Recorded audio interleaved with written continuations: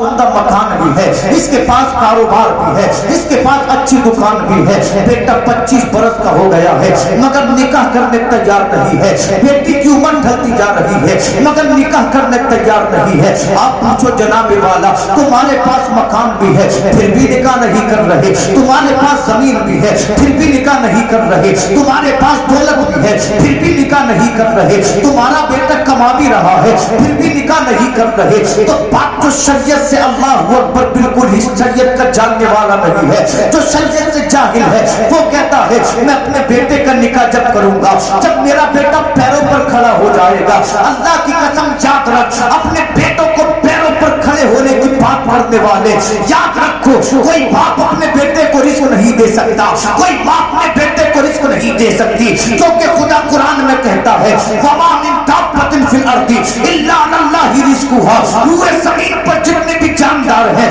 سب کے رزق کی ذمہ داری اللہ کی ہے، اگر کیڑے مکوڑے ہیں تو اللہ دے رہا ہے، اگر جانور ہے تو اللہ دے رہا ہے، ماں کے شکم میں اگر بچہ ہے تو اللہ اسے بھی رزق دے رہا ہے، اگر کوئی 5 سال کا بچہ ہے تو اللہ اسے بھی رزق دے رہا ہے۔ یہ دنیا کی فریب کاری مت کرو، بلکہ جب بچہ نکاح کے قابل ہو جائے تو خدا کا نام لے کر رسول کی سنت کو ادا کر دو۔ بیٹے کا نکاح کرنا یہ باپ کا کام ہے اور اس کے رزق میں برکتیں عطا کرنا خدا کا کام ہے۔ سبحان اللہ، سبحان اللہ، نعرہ تکبیر، نعرہ رسالت، نعرہ غوثیت، علماء اہل سنت حضرت مولانا شاداب رضا نعیمی مراد آبادی، نعرہ تکبیر، نعرہ رسالت، سبحان اللہ، سبحان اللہ۔ موجود ہو پھر بھی وہ نکاح نہ کرے، اس لیے کہ زندگی تو گزر رہی ہے، خواہشات تو پوری ہو رہی ہے۔ آقا فرماتے ہیں جو والدین نکاح نہ کریں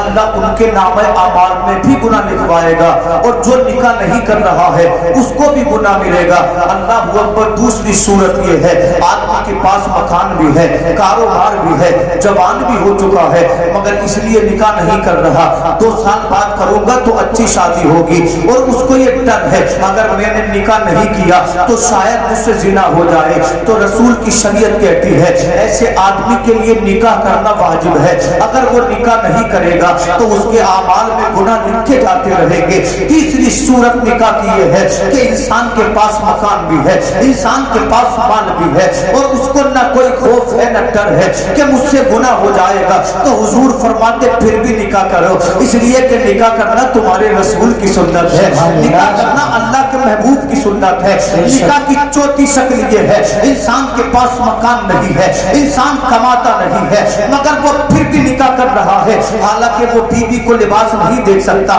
وہ بیوی کو سلیقے کا مکان نہیں دے سکتا، وہ بیوی کے اخراجات نہیں اٹھا سکتا، وہ بیوی کے دانے پانی کی گارنٹی نہیں لے سکتا، مگر وہ پھر بھی نکاح کر رہا ہے، تو شریعت رسول کہتی ہے ایسے آدمی کو چاہیے کہ نکاح نہ کرے، اس لیے کہ اپنی بیوی کو کھلائے گا کیا، اپنی بیوی کو پہنائے گا کیا؟ آدمی نے پھر بھی نکاح کیا تو اللہ کے رسول کی شریعت کہتی ہے انسان کے لیے ایسے نکاح کرنا ناجائز ہے۔ اب 5ویں شکل سنو، 5ویں قسم سنو، ایک آدمی ایسا پیدا ہوا جس کے پاس وہ طاقت نہیں ہے جو ایک مرد کے پاس ہونی چاہیے، قدرت نے اسے وہ طاقت نہیں دی، اللہ نے اسے نامرد پیدا کیا، مگر باپ نے اس کے قدموں میں اللہ اکبر اپنا صافہ ڈال دیا، اپنی ٹوپی ڈال دی، اے بیٹے نکاح نہیں کرے گا تو میری عزت کا کیا ہوگا، نکاح نہیں کرے گا میرے وقار کا کیا ہوگا۔ باپ کی عزت بچانے کے لیے نکاح کر لیا، حالانکہ نکاح کے قابل نہیں تھا، خاندان کی عزت بچانے کے لیے نکاح کیا، حالانکہ نکاح کے قابل نہیں تھا، تو حضور فرماتے ہیں ایسے انسان کبھی نکاح نہ کرے، کیونکہ تو نے اگر یہ قدم اٹھایا تو کسی کی بہن کی زندگی خراب ہو جائے گی، کسی کی بیٹی کی زندگی خراب ہو جائے گی، کسی کے گھر کی بیٹی کی عزت نیلام ہو جائے گی۔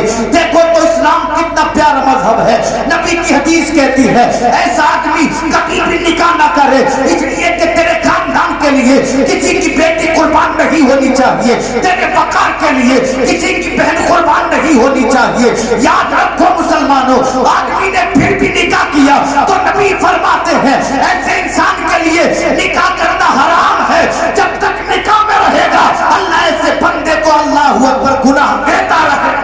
سبحان اللہ، سبحان اللہ، بہت خوب، سبحان اللہ، کیا بات۔ نکاح کی 5 قسمیں ہیں۔ آج دیکھو تو صحیح، اللہ اکبر، ہم نے نکاح کو اتنا مشکل کر دیا، اتنا ٹف کر دیا۔ اگر کسی کے پاس 3 بیٹیاں ہیں تو راتوں کو نیند نہیں آ رہی ہے کہ میری بیٹیوں کے ہاتھ پیلے کیسے ہوں گے، ان کا گھر کیسے بچے گا۔ سوچو تو صحیح، جو رات میں 400 روپے رکشا چلا کر کماتا ہے اس کے گھر کا حال کیا ہوگا۔ ان پیسوں سے اس کا کھانا نہیں آتا، ان پیسوں سے اس کا لباس نہیں آتا، مگر ہم نے شادیوں کو پھر بھی اتنا مشکل کر دیا۔ آؤ میں اس شادی کی بات کروں جس کو اللہ اکبر حضرت علی کی شادی بولا جاتا ہے، جس کو خاتون جنت کی شادی بولا جاتا ہے۔ اللہ اکبر، نہ تو مولا علی کا جواب ہے، یہ سید الاولیاء ہے، نہ خاتون جنت کا جواب ہے، یہ جنتی عورتوں کی سردارہ ہے۔ جب حضرت فاطمہ کی عمر نکاح کے قابل ہوئی، فاطمہ نے حد بلوغت میں قدم رکھا، بڑے بڑے امیروں کے پیغام آنے لگے، بڑے بڑے رئیسوں کے پیغام آنے لگے، بڑے بڑے سرمایہ دار کے پیغام آنے لگے۔ حضرت ابو بکر صدیق حضور کی بارگاہ میں پہنچے، آقا خاتون جنت کا ہاتھ میرے ہاتھ میں دے دیجئے۔ نبی نے ارشاد فرمایا، اے ابو بکر صدیق، میں اللہ کی وحی کا انتظار کر رہا ہوں، جب میرا حکم دے گا میں خاتون جنت کا اسی سے نکاح کر دوں گا۔ اللہ اکبر، چند دن کے بعد فاروق اعظم پہنچے، حضور خاتون جنت کا عقد مجھ سے کر دیجئے، مجھے ان کا رشتہ دے دیجئے۔ حضور نے خاموشی اختیار کر لی۔ اللہ اکبر، لوگ آتے رہے جاتے رہے، مگر نبی فرماتے جب اللہ کی وحی نازل ہوگی میں اسی وقت خاتون جنت کا اس سے نکاح کروں گا جس سے پروردگار چاہے گا۔ پہیلی کے مسلمانوں، سوچو تو صحیح، کسی کا رشتہ باپ تلاش کرتا ہے، کسی کا رشتہ بھائی کرتا ہے، کسی کا رشتہ چچا کرتا ہے، کسی کا رشتہ تایا کرتا ہے، کسی کا رشتہ مامو کرتا ہے، کسی کا رشتہ پھوپھا کرتا ہے، کسی کا رشتہ پڑوسی کرتا ہے۔ خاتون جنت، تیرے مقدر پہ قربان جاؤں، اس لیے کہ فاطمہ کا رشتہ نہ تو پاپا نے طے کیا، نہ چچا نے طے کیا، نہ پڑوسی نے طے کیا، بلکہ جس نے خاتون جنت کے لیے علی کو پسند کیا اس ذات گرامی کا نام خدا ہے۔ سبحان اللہ، سبحان اللہ۔ نعرہ تکبیر، اللہ اکبر، نعرہ تکبیر، اللہ اکبر، نعرہ رسالت، یا رسول اللہ، نعرہ رسالت، یا رسول اللہ، اے علی و فاطمہ زندہ باد۔ اور خدا جس کو پسند کر لے، کیا وہ کبھی کسی کے حق میں ناحق ہو سکتا ہے؟ بولو، وہ اچھا ہی ہوگا۔ اللہ اکبر، مصطفیٰ نے فرمایا میں وحی کا انتظار کر رہا ہوں، اللہ جس سے حکم دے گا میں خاتون جنت کو اس سے نکاح کر دوں گا۔ اور تھوڑی دیر برداشت کریے، شادی بیان کر دوں، 10-15 منٹ میں بات ختم۔ اللہ اکبر، ان دونوں حضرات نے جب سنا آقا کریم فرما رہے ہیں اللہ جس سے حکم دے گا میں خاتون جنت کا اسی سے میں نکاح کر دوں گا، دونوں اکٹھے ہوئے، مشورہ کیا۔ حضرت عمر نے ابو بکر صدیق سے کہا، اے جناب، آپ کو معلوم ہے اگر مدینہ میں سب سے زیادہ فاطمہ کے قابل کوئی نوجوان ہے تو اس نوجوان کا نام حضرت علی ہے، چلو علی سے بات تو کریں، علی سے پوچھے تو صحیح کیا ہے دل میں ارادہ۔ اللہ دونوں نے مسجد نبوی میں دیکھا، علی نہ ملے، مدینے کی گلیوں میں دیکھا، علی نہ ملے، دونوں حضرات مدینے کے باہر نکل پڑے۔ کیا دیکھا؟ ایک اعرابی کے باغ میں، ایک اعرابی کے نخلستان میں حضرت علی اپنی سواری کو پانی پلا رہے ہیں۔ دونوں حضرات نے جا کر سلام کیا، مولا علی نے جواب دیا۔ ابو بکر صدیق کہتے علی کچھ کہیں، اجازت دو تو۔ حضرت علی کہتے ہیں آپ کہیے کیا کہنا چاہتے ہیں؟ تو دونوں حضرات کہنے لگے علی ہم یہ چاہتے ہیں کہ تمام لوگ فاطمہ کے لیے رشتہ لے کر گئے، تم کیوں نہیں چلے جاتے مصطفیٰ کی بارگاہ میں خاتون جنت کا رشتہ لے کر، خاتون جنت کا ہاتھ مانگنے؟ جب مولا علی نے اتنا سنا اللہ اکبر رونے لگے، آنکھوں میں آنسو آ گئے اور آنسو پوچھتے ہوئے کہا ہم کس منہ سے مصطفیٰ کی بارگاہ میں جائیں؟ اس لیے کہ جب ہمارے بابا کا انتقال ہو گیا تھا اور مکہ میں قحط پڑا تھا تو میرے نبی نے میرے سر پہ ہاتھ رکھ کر کہا تھا اے لوگوں، علی آج سے میری تربیت میں رہے گا، علی آج سے میری پرورش میں رہے گا، علی آج سے میری صحبت میں رہے گا۔ اے لوگوں، کس منہ سے میں مصطفیٰ سے جا کر کہوں؟ اس لیے کہ مکان چھوڑ آئے مکہ میں، دکان چھوڑ آئے مکہ میں، زمین چھوڑ آئے مکہ میں، میرے پاس تو سلیقے کا مکان بھی نہیں ہے، میرے پاس تو سلیقے کا لباس بھی نہیں ہے۔ ابو بکر صدیق فرماتے ہیں علی پریشان مت ہو، اگر پیسے کی ضرورت ہوگی ہم دیں گے، اگر لباس کی ضرورت ہوگی ہم دیں گے، جاؤ تو مصطفیٰ کی بارگاہ میں خاتون جنت کا ہاتھ مانگنا یہ علی کا کام ہے، اور خاتون جنت کو عطا کر دینا یہ نبی کا کام ہے۔ سبحان اللہ، سبحان اللہ۔ بہت خوب، کیا بات ہے، سبحان اللہ۔ ہو سکتا ہے قسمت تمہیں ہی سکندر بنا دے۔ نبی فرماتے فاطمہ میری بیٹی فاطمہ کا نام فاطمہ اس لیے ہے جو فاطمہ سے محبت کرتے اللہ اسے جہنم سے آزاد کر دیتا ہے، سبحان اللہ۔ اور جس کے وہ نکاح میں آئے اس علی کی عظمتوں کا عالم کیا ہوگا۔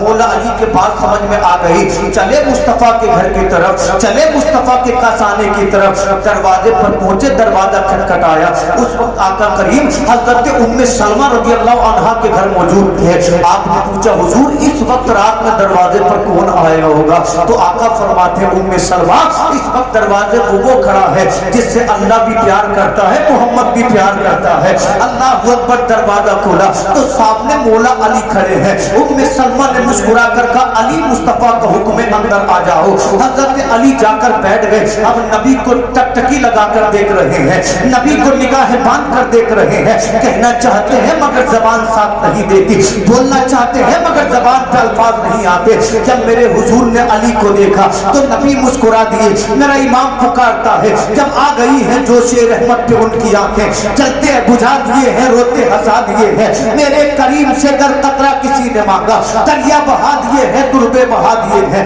آقا کریم فرماتے علی کہ تم خاتون جنت کا ہاتھ مانگنے آئے ہو۔ مولا علی نے زبان سے تو نہیں کہا مگر گردن کو ہلا کر کہا ہاں یا رسول اللہ، اسی آس و امید کے ساتھ آیا ہوں۔ نبی فرماتے علی تم خوش ہو جاؤ، علی تمہیں مبارک ہو، کیونکہ تمہارے آنے سے ٹھیک پہلے اللہ کی بارگاہ سے فرشتہ میرے پاس آیا تھا جس کے 4 سر تھے، اس سے پہلے وہ فرشتہ کبھی دنیا میں نہیں آیا تھا، اور آ کر اس نے مجھے سلام کیا، پھر خدا کا پیغام پہنچایا اور عرض کیا رسول اللہ آج بیت المعمور میں 7ویں آسمان پہ اللہ نے فرشتوں کے قبلے میں تمام فرشتوں کو جمع کیا۔ جب تمام فرشتے جمع ہو گئے، اللہ اکبر، جبریل بھی آ گئے، میکائیل بھی آ گئے، اسرائیل و اسرافیل بھی آ گئے، تو اللہ نے فرشتے کو کھڑا ہونے کا حکم دیا جس کا نام احیا تھا۔ رب نے فرمایا فرشتے کھڑا ہو جا، فرشتہ کھڑا ہو گیا۔ اللہ نے فرمایا خطبہ پڑھ، کہتے ہیں یا رسول اللہ اس کی فصاحت کا جواب نہیں تھا، بلاغت کا جواب نہیں تھا۔ جب فرشتے نے خطبہ پڑھ دیا تو اللہ نے تمام گواہوں کو، تمام فرشتوں کو گواہ بنا کر علی فاطمہ کا نکاح آسمانوں میں پڑھا دیا ہے۔ آپ دنیا میں اس کی رسم کو ادا کر دیں، آپ سوچیں تو صحیح، علی وہ ہے جن کا نکاح آسمانوں میں ہو رہا ہے، علی وہ ہے جس کا نکاح فرشتوں کی موجودگی میں ہو رہا ہے۔ سوچو تو صحیح، جب ان دونوں کا ملن ہوا ہوگا تو جو اولاد پیدا ہوئی، ایک کا نام حسن مصطفیٰ ہے، دوسرے کا نام حسین شہید عالم ہے۔ سبحان نعرہ تکبیر، نعرہ رسالت، نعرہ غوثیت، عظمت صحابہ، عظمت صحابہ، عظمت فاطمہ، علماء اہل سنت حضرت مولانا مفتی شاداب رضا نعیمی، نعرہ تکبیر، نعرہ رسالت۔ باقی انشاءاللہ 11 منٹ ٹوٹ سنیں۔ اللہ اکبر، آقا نے فرمایا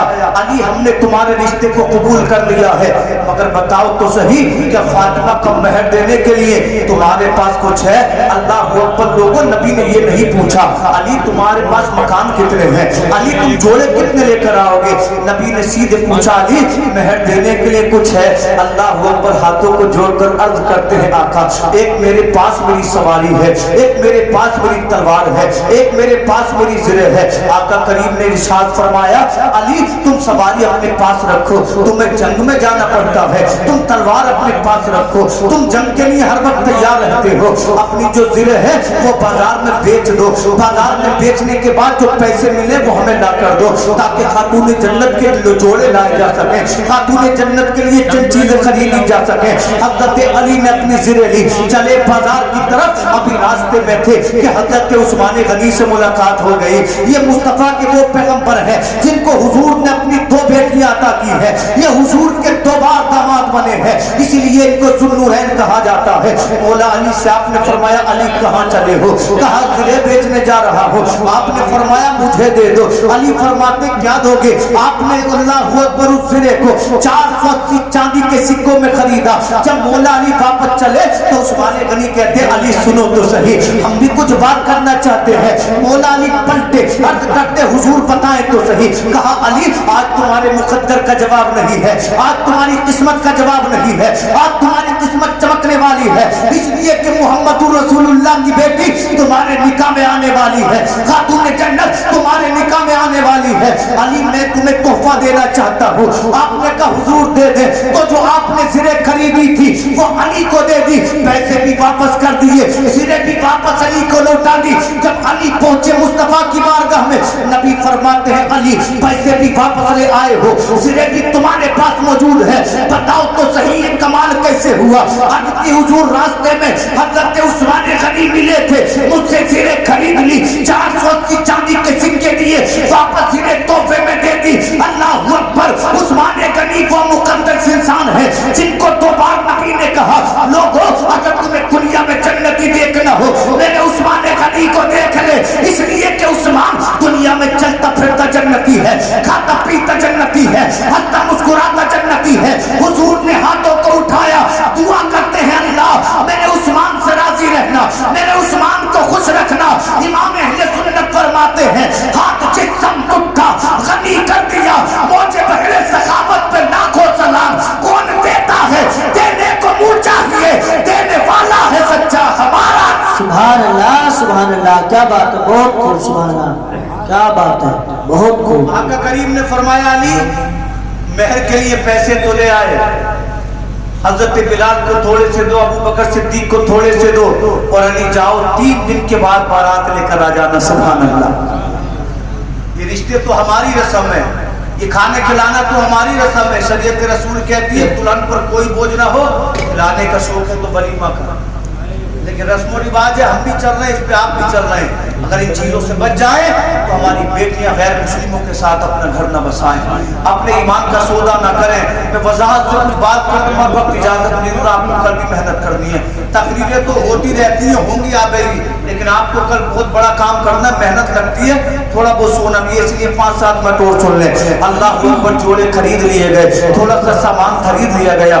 लोगों जब हजरत अली की बारात आई ना, मुस्तफा ने ही तो पाला था अली को, मुस्तफा की सोहबत में थे, तो देखो बाराती कौन कौन था। अबू बकर सिद्दीक थे, हजरत उमर फारूक आजम थे, उस्मान गनी थे, बिलाल हबशी थे, हजरत सलमान फारसी थे, हजरत अबू हुरैरा थे। तमाम सहाबा की मौजूदगी में मेरे नबी ने खुतबा पढ़ा और लोगों से कहा लोगों मैंने फातिमा का निकाह अपने खानदान में सबसे बेहतर नौजवान से कर दिया है, मैंने खातून जन्नत का निकाह अली से कर दिया है। अल्लाह अकबर। अब मेरे सरकार खातून जन्नत के करीब गए और अपने असहाब से फरमाया, जो सहाबिया वहां मौजूद थी, तमाम औरतों तुम बाहर चली जाओ, मैं अपनी बेटी फातिमा से कुछ गुफ्तगू करना चाहता हूँ। अल्लाह अकबर। जब बाप बेटी अल्लाह अकबर गुफ्तगू करने लगे तो हजरत मोहम्मद रसूलुल्लाह फरमाते हैं खातून जन्नत बेटी मैंने तेरा निकाह खानदान के सबसे बेहतर नौजवान अली से कर दिया है। खातून जन्नत कहते बाबा मेहर कह दिया है। नबी फरमाते अली गरीब है क्या मेहर देता? कहा हुजूर मैं आपसे कुछ मांगना चाहती हूँ। अल्लाह अल्लाह इतना सुना मेरे रसूल ने, आका की आंखों में आंसू आ गए। आका कहते बेटी फातिमा जब तेरी माँ उम्मुल मोमिनीन खदीजतुल कुबरा का इंतकाल हो रहा था तो उसने मुझे अपने करीब बुलाया और संदूक को खोलकर चंद जोड़े निकाले, कहा ये मेरी बड़ी बेटी को दे देना। चंद बर्तन निकाले, कहा ये मेरी मजली बेटी को दे देना। मैंने कहा था खदीजा कि खातून जन्नत के लिए कुछ नहीं दोगी क्या फातिमा के लिए कुछ नहीं दोगी? तो खदीजतुल कुबरा ने कहा था हुजूर मैंने फातिमा को आपको दे दिया है, जिसे आप मिल जाए तो दुनियावी जोड़ों का क्या करेगा, दुनियावी सामान का क्या करेगा? ऐ मेरी बेटी तेरी वालिदा ने मुझसे वादा लिया था मेरी बेटी फातिमा कभी भी आपसे कुछ मांगे तो मेरी बेटी को अता कर देना। नबी फरमाते बेटी बोल तू जो कहेगी तेरा बाप देगा, तू जो मांगेगी तेरा बाप देगा। अर्ज करती है बाबा जान दौलत नहीं चाहिए, रुपया पैसा नहीं चाहिए। ऐ बाबा जान मैंने आपको सजदों में उम्मत के लिए रोते देखा है, मैंने आपको काबतुल्लाह के सामने उम्मत के लिए गिड़गिड़ाते देखा है। आका मैं चाहती हूँ कल हश्र के मैदान में आपकी उम्मत की बख्शिश और नजात हो जाए। जिब्रील हाजिर हुए, इरशाद फरमाते हुजूर खातून जन्नत से कह दीजिए अल्लाह का हुक्म है हश्र में फातिमा जिसका नाम लेती जाएगी अल्लाह उसे जन्नती बनाता जाएगा।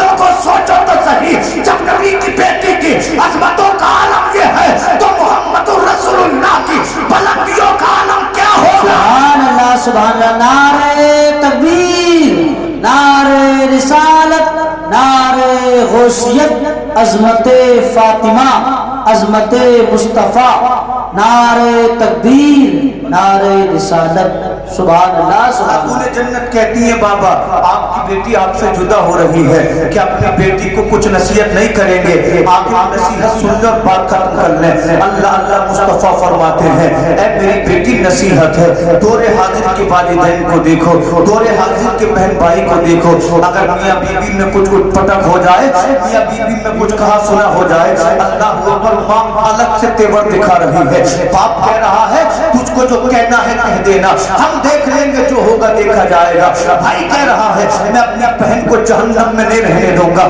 لوگوں کس گھر میں لڑائیاں نہیں ہوتی، کس گھر میں اللہ اکبر کہا سنی نہیں ہوتی، جب برتن ہوتے ہیں تو آواز بھی کرتے ہیں۔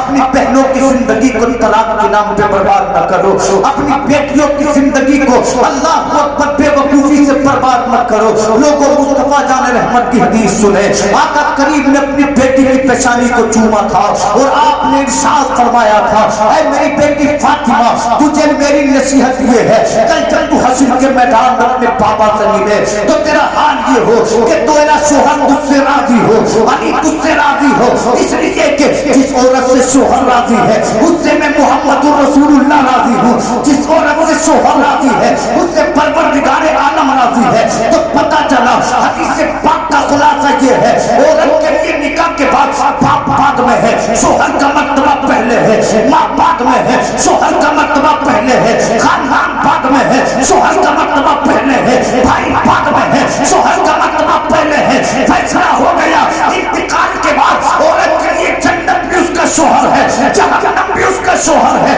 اگر شوہر ناراض ہے تو عورت جہنمی ہے، اور شوہر راضی ہے تو رسول کی حدیث کے مطابق عورت جنتی ہے۔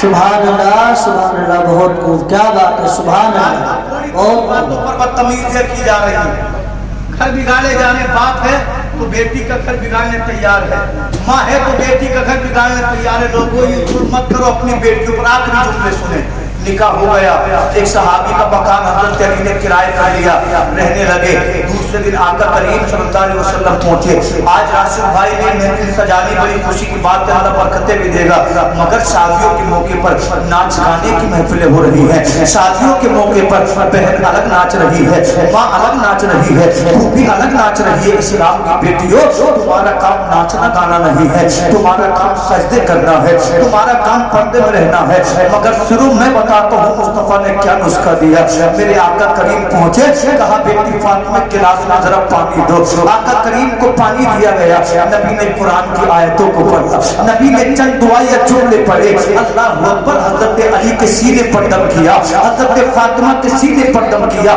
آدھا علی کو پلا دیا، آدھا خاتون جنت کو پلا دیا۔ لوگوں جب دلہا دلہن گھر آیا کریں تو سورہ یاسین و سورہ رحمان کی تلاوت کر کے پانی پہ دم کر لیا کرو، آدھا دلہن کو پلا دینا، آدھا دودھے کو پلا دینا، انشاءاللہ دونوں میں محبت پیدا ہو جائے گی، انشاءاللہ دونوں میں فساد نہیں ہوں گے۔ مگر ناچنے گانے سے فرصت ملے تب تو بات ہو، اگر فرضی رسومان سے فرصت ملے تب تو بات ہو۔ اللہ اکبر، میرے سرکار صلی اللہ علیہ وسلم نے دونوں کے سینوں پر دم کیا اور اپنے ہاتھوں کو اٹھایا، اے مولا انہیں پاکیزہ رکھ، اور ان سے آنے والی جو نسل ہے اس نسل کو پاکیزگی عطا فرما۔ اب قرآن کی آیت سنیں، قرآن کہتا ہے مرج البحرین یلتقیان بینہما برزخ لا یبغیان یخرج منہما اللؤلؤ والمرجان۔ قرآن کہتا ہے جب دو سمندر ملتے ہیں تو اللہ تعالیٰ ہیرے پیدا کرتا ہے، ایک ہیرے کا نام لولو ہے، ایک ہیرے کا نام مرجان ہے۔ لولو اور مرجان ایسا ہیرا ہے جس بادشاہ کے پاس ہوتا تھا وہ بادشاہ ہوتا تھا۔ مفسرین اکرام فرماتے ہیں یہ جو قرآن میں ذکر ہے، ایک سمندر کا نام حضرت علی ہے، ایک سمندر کا نام حضرت فاطمہ ہے، اور ان کے جو ہیرے ہیں ایک ہیرے کا نام حضرت حسن ہے، دوسرے ہیرے کا نام حضرت حسین ہے۔ جب یہ دونوں سمندر ملے ایسے بچے پیدا ہوئے، ایک نے اسلام کو زندہ کر دیا، ایک نے اسلام کو کربلا میں بچا لیا۔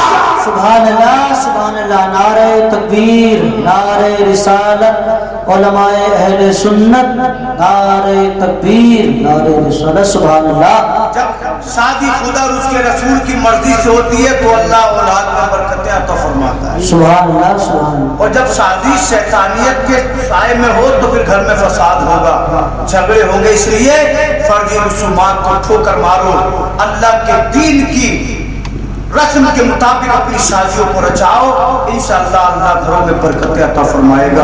وقت مکمل، زیادہ بول کر پریشان کرنے کا کوئی فائدہ نہیں ہے۔ پڑھیے زور سے کلمہ شریف، لا الہ الا اللہ محمد رسول اللہ۔ السلام علیکم۔